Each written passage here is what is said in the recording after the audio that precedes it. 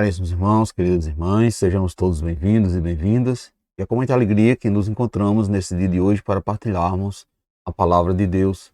Hoje, dia 13 de setembro, terça-feira da 20ª semana do Tempo Comum, celebramos juntamente com toda a igreja a memória de São João Crisóstomo, bispo e doutor da igreja. E temos a imensa alegria de partilharmos juntamente com você e sua família o Evangelho de Lucas, capítulo 7, versículo de 11 a 17. O Senhor esteja convosco, Ele está no meio de nós. Proclamação do Evangelho de Jesus Cristo, segundo Lucas. Glória a vós, Senhor. Naquele tempo, Jesus dirigiu-se a uma cidade chamada Naim. Com ele ia seus discípulos e uma grande multidão. Quando chegou à porta da cidade, eis que levaram um defunto, filho único, e sua mãe era viúva. Grande multidão da cidade o acompanhava. Ao vê-la, o Senhor sentiu compaixão para com ela, e lhe disse: Não chores. Aproximou-se, tocou o caixão, e os que o carregavam pararam. Então Jesus disse: Jovem, eu te ordeno, levanta-te. O que estava morto sentou-se e começou a falar. E Jesus o entregou à sua mãe. Todos ficaram com muito medo e glorificavam a Deus, dizendo: Um grande profeta apareceu entre nós. E Deus veio visitar o seu povo.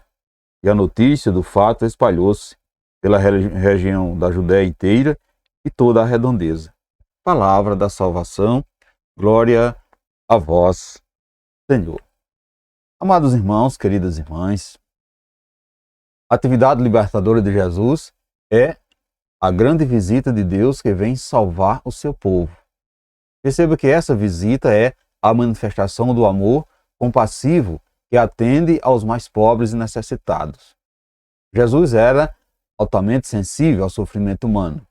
Não lhe passava despercebida nenhuma situação de dor e angústia. Sua sensibilidade era ainda mais forte quando se tratava de pessoa cuja condição social se tornava vulnerável, vítima da exploração ou da marginalização.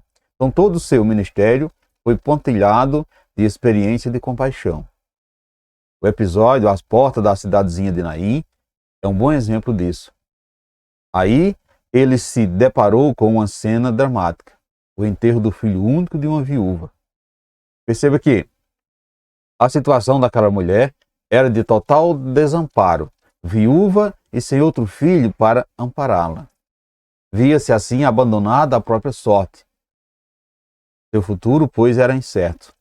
Sem esperar ser solicitado, Jesus tomou a iniciativa de devolver a esperança ao coração daquela mulher, pois teve compaixão dela. Não se limitou, porém, à simples palavra de consolação.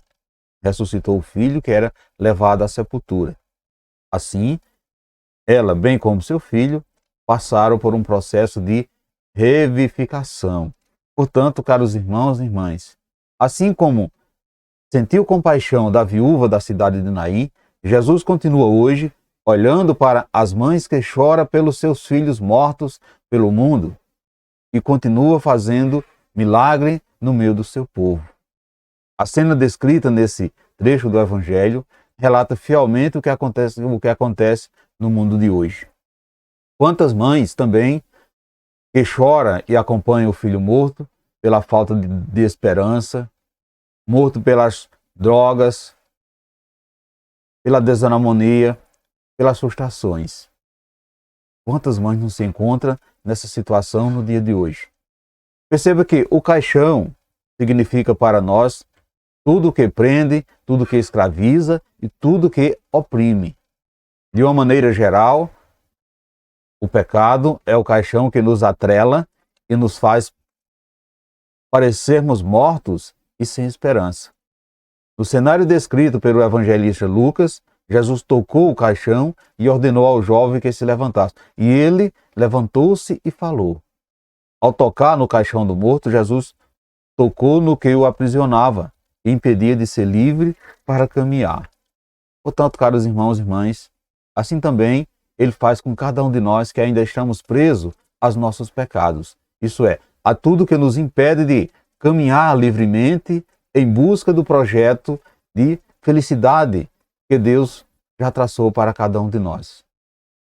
Por isso mesmo, diante da morte, precisamos manter viva a chama da nossa fé em Jesus Cristo, que está sempre perto e continuamente terá compaixão de nós.